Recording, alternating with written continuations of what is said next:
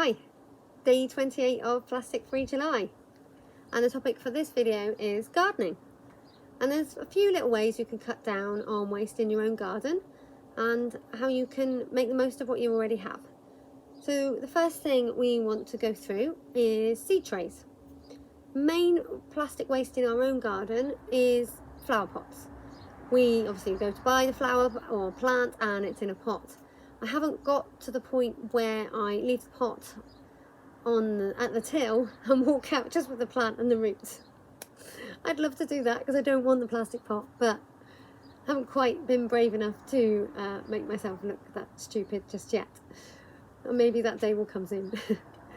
So big plots we still buy. We don't buy them, we bring them home with us.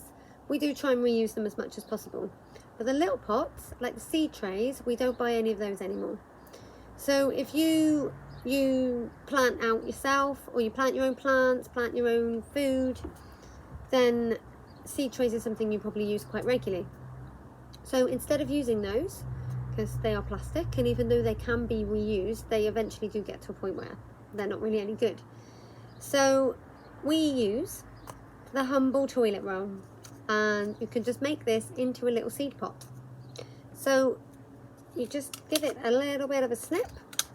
It's going in the recycling anyway, or if you've got a log burner like us, you might put that in there over winter. But you just snip it 4 times, make a little bottom for it, fold it over, and you've got a pot. But you do need to seal it because otherwise it will just pop out. And we seal ours with paper tape. And it has to be paper tape, I'm afraid, or something similar, because it's going in the ground. So you will see, nice little pot. And actually this does okay. You can write on it what your seeds in there. Don't write it in felt tip, because I can tell you from experience that doesn't work. Biro stays on there a lot longer and you know what's in there. So yeah, you can tell I'm not a natural gardener. I think my mum will find this hilarious that I'm doing a video on gardening tips. But you know, we have learnt some things and they do work. And this is one of them. And you can make a little pot like that. And it's great. One of the other things that's a problem in the garden is weeds. We get a lot of weeds. We've got a crazy paving style garden and they grow through the cracks and it looks a bit like a cabbage patch most of the time. And we've tried loads of different weed killers and stuff, but I don't like using them. Not only do they come in plastic containers, but you can't put them in the recycling because the contents is toxic. And actually I don't like using them because the contents is toxic. So we made our own. And we tried this, several different ones, and they didn't really work. So I was like, oh, boo. But we then found one that did. But before I show you that, the reason we don't want to use the other things, companies like Roundup used to use glyphosate in their weed killer, which was very effective with weeds. But there is some proof that that is actually toxic to humans.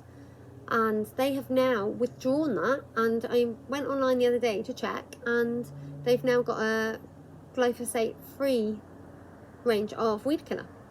So if you don't want to make your own, that might be worth trying to find out more about that and use that, now that they've changed what's in it. So that could be good. But as regards to ours, we've just got ours in a, you guessed it, reusable container. We've got vinegar in here. So it's mainly our vinegar that we stock. It's the minimal vinegar. And that's about 5% acidic. The recipe. The formula that we found said 30% was recommended, but we found that our 5% one kind of works okay. I'm looking at my slabs now and they're looking weed free. So you put roughly 250 ml of vinegar, a teaspoon of salt and some washing up liquid into a spray gun like that, and just spray the weeds. Leave them overnight. They'll be dead by the morning. They'll be nice and brown and crispy, and you might be able to either sweep them away or use a hoe or something just to lift them up and then discard them. Disclaimer, it's worked brilliantly for us and it's the best one we found so far as for a DIY one, but we did only do this a few days ago.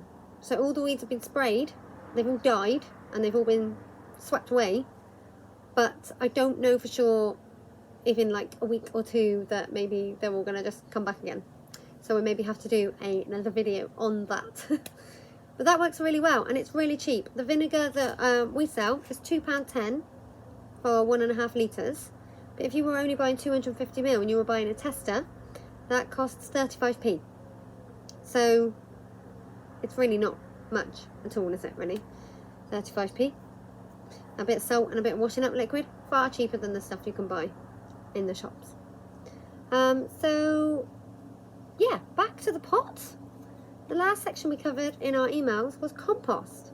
So you're probably wondering, what do we put in these little pots? Well, we put our own compost in them. We don't go and buy bagged compost because of well, it's expensive for a start, but also it comes in those big plastic bags. This is our compost, and this was just food waste. So, and it looks quite good.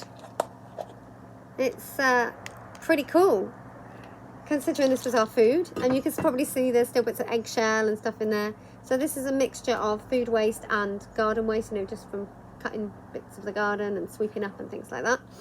And that is now good enough for compost. So we would use that, pop the compost in our little pot, and you would put a seed in there, and you would just wait for those seeds to grow, stick them on the windowsill, and off you go. You've got a nice little pot. If you're going to water them, obviously put them on a tray or a plate, because if you stick them on a windowsill and water them, you're either going to get stained windowsill and you're just going to get a lot of water. And we've got some seeds here to plant that I've got a little bit behind with. I think I've missed the boat with most of these broad beans. Yeah, can't do those till November. Should have done those in January. So they've got to wait.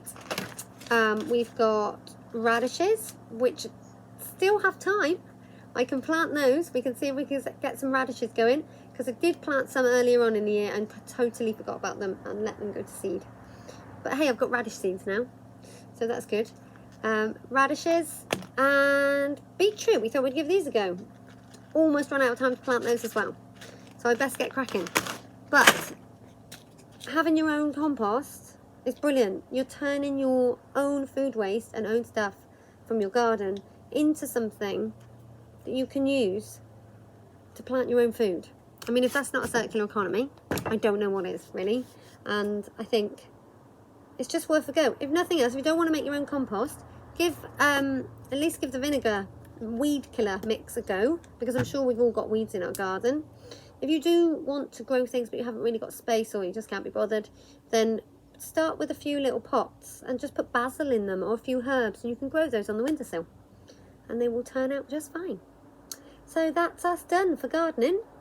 Have fun in the garden, and if you give it a go, just get in touch, louise@nowasteliving.co.uk, and let us know how you're getting on.